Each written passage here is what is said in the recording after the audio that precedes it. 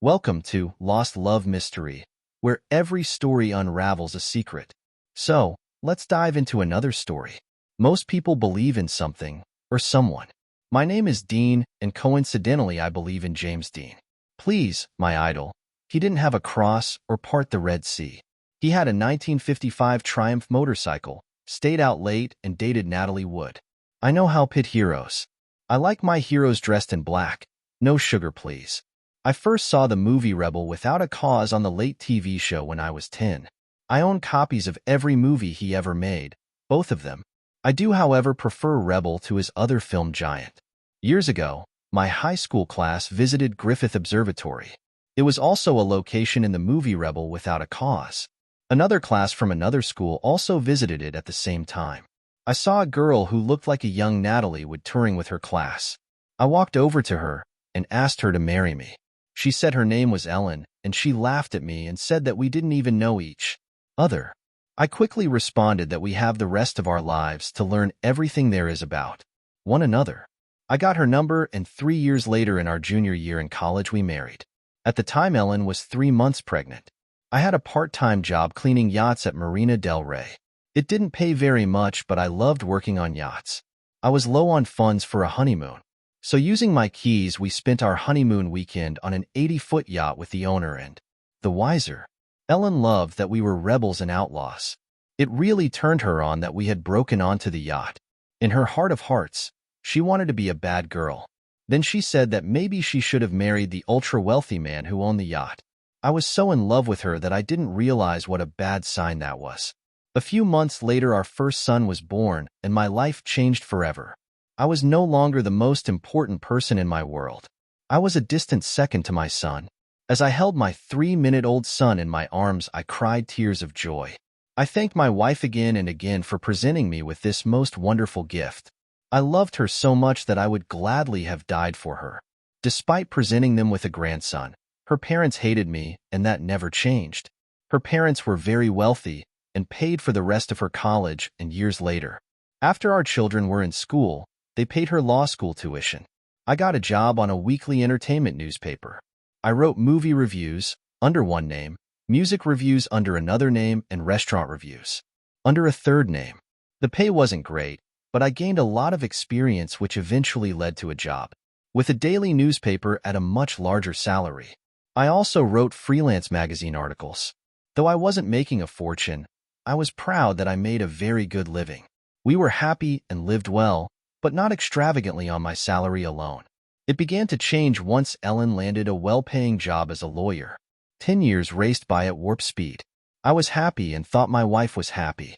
Her parents never accepted me because Ellen was pregnant when we married, and years later, after she got her first job as a lawyer, she always earned more money than I did. Her father took great joy in pointing that out at every opportunity. He even mentioned it several times to restaurant waitresses serving us dinner, even though I was the one paying for dinner.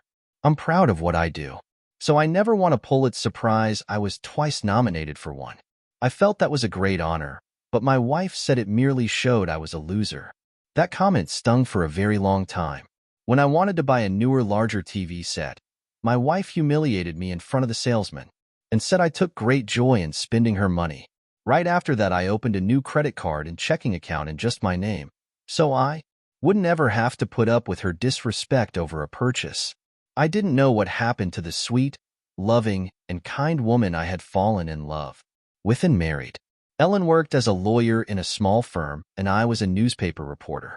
We had 2 preteen sons, a minivan, and a golden retriever. We looked like an ad for a typical suburban family on the outside. When the law firm for which my wife worked merged with another firm, our marriage went into free fall, and I didn't know what to do. I tried to be a better husband. I frequently brought home flowers for her. She smiled and kissed me on the cheek, but that was the extent of her gratitude. I was attentive. I complimented her, but nothing warmed up her attitude towards me. I'm not ashamed to say that I was brokenhearted. I built my life around this woman. I showered her with love and affection, and I would be lost without her. I kept trying to come up with a plan to rescue my marriage. I'm a reasonably smart guy, but I didn't know what to do. Out of desperation, I asked my sister, She said that once a woman loses respect or romantic interest in a man, there's no way and help for him to get her back. Once her heart moves on, so do her reproductive parts. On the inside, I could feel my wife, the love of my life, slipping away from me. She dressed more provocatively than a lawyer should dress when she went to work. I searched the house and her car for clues of infidelity, but found none. I thought there was a 50% chance she was cheating and a 50% chance that she had a hormonal imbalance and just lost interest in sex or even affection. We hadn't made love in almost a month, and I can't even remember the last time my wife told me that she loved me or kissed me. She worked late 2 or 3 days a week, which my children and I hated. Her cell phone and computer were always locked. She said it was because of lawyer-client confidentially, but I had my doubts. The 2 new senior partners for whom she worked were 2 a-holes. I mean lawyers. That's redundant, I suppose. Perhaps lawyer is a synonym for a-hole? They were movie star handsome twin brothers who each looked like a young Robert Wagner. The few times I had met them, they sneered at me, showing less respect than I would show a homeless person while they were too handsy with my wife. I removed the hand of one of them from my wife's waist and asked if he wanted a sexual harassment lawsuit or something more painful. He accused me of threatening him with violence and told me to chill out or he would take out a restraining order against me. A restraining order won't stop me from sending you to a hospital if I learn that you're screwing my wife. I responded. He laughed in my face and said that if I earned as much as my wife or was a halfway competent lover, then I would have nothing to worry about. My wife said nothing in my defense. She was clearly on their side, not mine. Now I understood that we were at war. I was careful not to make any more specific threats against them, now that I knew my wife would testify in their behalf if it ended up in a courtroom. Despite my protests and begging, my wife left on a sudden business trip with both men for 3 days and missed the elementary school graduation of our oldest son. She didn't give it a second thought. This crushed our son, and he ran out of the room crying when his mother told him that an elementary school graduation wasn't that big a deal and he should man up. He was 10 years old. How was he supposed to man up? She returned with a bad sunburn. I don't think they spent time in an office, but on a beach. I was silently happy that she wasn't so much pain. I also noticed that there was no tan line where her wedding ring should have been. Obviously, she hadn't worn it on this trip. Things returned to normal for a few weeks after she returned, but I refused to sleep with her until she had an STD test. That infuriated her, but she complied. I think that the thought of being infected also worried her. I tried to lower my anger and rage from boiling to merely simmering. The only reason I didn't immediately divorce her was our 2 sons. In a few years, they would graduate high school and I would divorce this 304 and be a free man. But secretly, I pray that she would stop screwing around and we could work things out. I know, I'm somewhere between an optimist and an idiot. My only defense was that despite everything she had done, no matter how angry I was with her, no matter how much I hated her, I still loved her and hoped that if I was patient, she would again love me. My wife Ellen was in our bedroom dressing for the Halloween or 10th wedding anniversary party we were hosting at our house. The theme was the 1950s, even though we weren't even born then. My wife was using a ton of spray net on her tea's 1950 style hairdo as she wore a vintage poodle skirt. She asked me to spray some of the highly flammable spray on the hair at the back of her head, but first cautioned me to put out the cigarette I was smoking because if the hairspray hit a flame, it would act like a flamethrower. I was dressed as a magician. In my pocket was a lighter and several cigarettes. They were props for a few silly tricks I would demonstrate when everyone arrived. My naive hope was that this anniversary party might help us rekindle our love so that we could move on and forget the recent past. I hoped this party would help bring us back together. I arranged a slideshow on our big screen TV highlighting our years together with a slideshow. I was my not-so-subtle way to tell her what she was jeopardizing.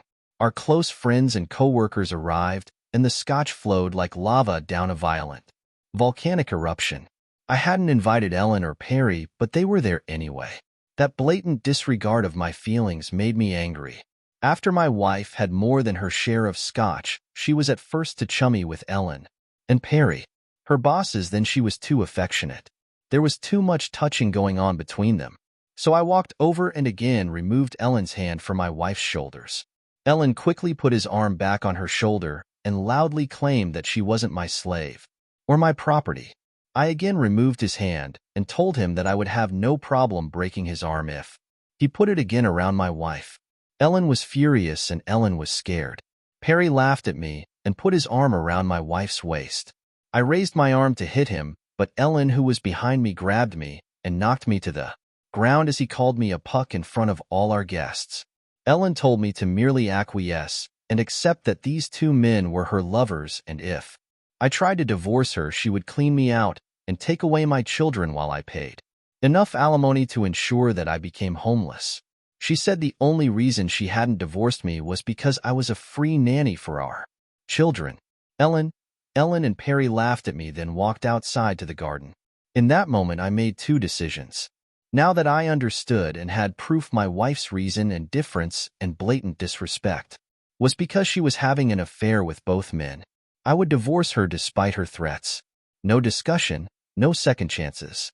My second decision was that I would wreak revenge on these men to salvage my self-respect. I didn't care a bit about my impending potential poverty or even some time in jail as I lay on the ground. I took out a cigarette and lit it with the 3-inch flame from my butane lighter to calm my nerves. I caught my breath and went into the backyard to find my wife. Neither she, Ellen, or Perry was there. I suspected that they re-entered the house and went upstairs, so I followed. I found Ellen being intimate with both on our bed. I raced over and tried to pull them off her. The nightstand fell over, knocking the alarm clock and can of spray net onto the floor. Ellen knocked me to the ground, and then Perry punched me in my nose, breaking it.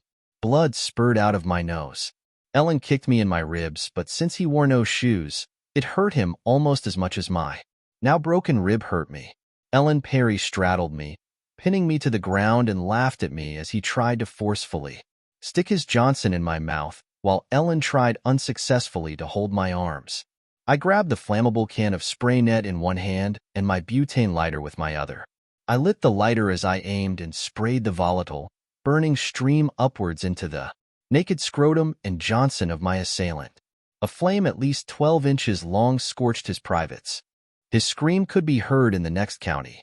I turned towards Ellen, who was also naked, and repeated my flamethrower act on his privates. I thought that Perry's screams were the loudest on earth, but Ellen was much louder.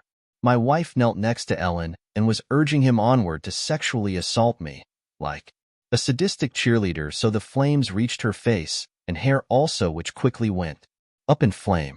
I struggled to get up and then took a pillow to smother the flames on her head.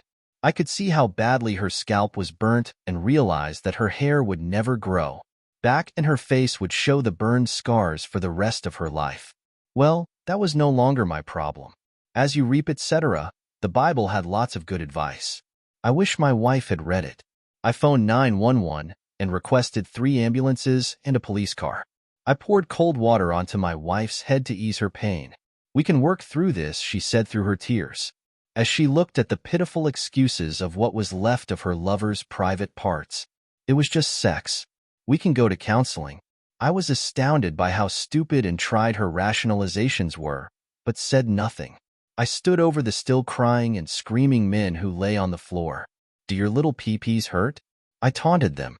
"Well, I hope you enjoyed screwing my wife just now, because it's the last sex either of you will ever have. Was it worth it?" I don't think they could hear me through their moaning and screaming. I put on a big act of my pain for the police, claiming that I was attacked. My bloody face and clearly broken rib offered evidence of my innocence. The fact that both of my assailants were naked and burnt from their thighs proved that I was on the ground and they were over me when I lit them up. My wife never recovered from the humiliation of the burn marks on her face and loss of all her hair. Her 2 lovers went to prison for sexually assaulting me. When they were released, they had to register as sex offenders. Ellen tried unsuccessfully to escape the shame that followed her in town, so she finally moved to another state, and neither I or our sons ever saw or heard from her again. My sons and their friends now referred to me as the Marvel comic book hero, the Human Torch, or just Torch for short. I wasn't a complete jerk and allowed my wife's parents to visit my sons, their grandsons. When they asked if I wanted to know how their daughter was doing, I thought of referring to her as Scarface, but I couldn't be that mean despite their treatment of me.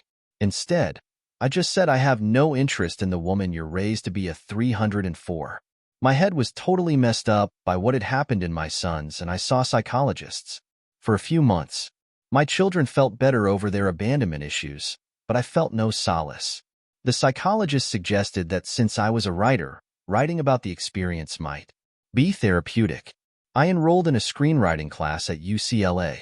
After watching a dozen horror movies to learn the style, I wrote a screenplay about a crazed, cucked husband who seeks out and kills foolendering wives for profit with a flamethrower.